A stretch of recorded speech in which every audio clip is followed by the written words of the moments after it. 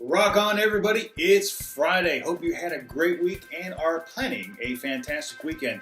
Well, today's QiRanger report, we're going to change things up again. Now, first up, something near and dear to my heart.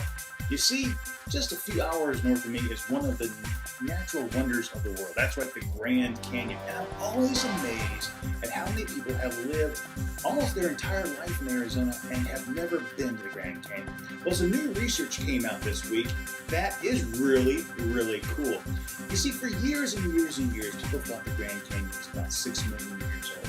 And to some extent, that is still true. New research has shown that the Grand Canyon actually formed in two parts. One part, the eastern part, did form about 6 million years ago, but the western half of the canyon, down where Hoover Dam is right about now, actually formed 17 million years ago. Now that's almost three times older than the Grand Canyon was originally formed.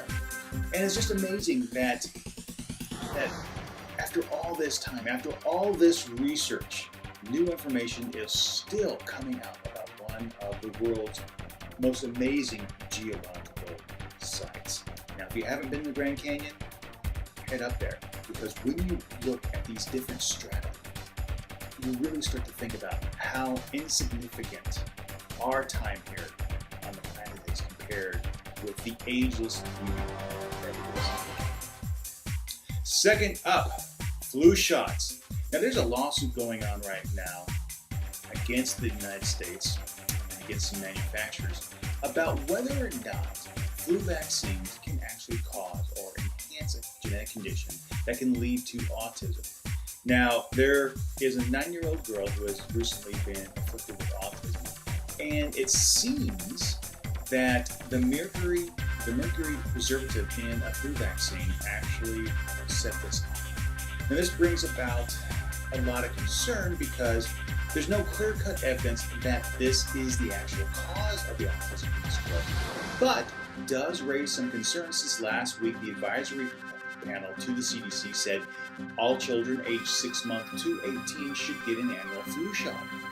So a lot of research is going to be poured into this to determine if this mercury preservative can cause autism or other diseases. It's really, really important that we find this out since more and more people are trying to get vaccines mandated.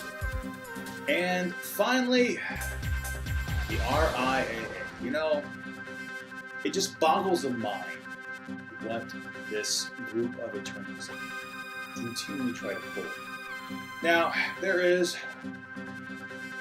a ton of lawsuits out there against individuals who have allegedly downloaded music.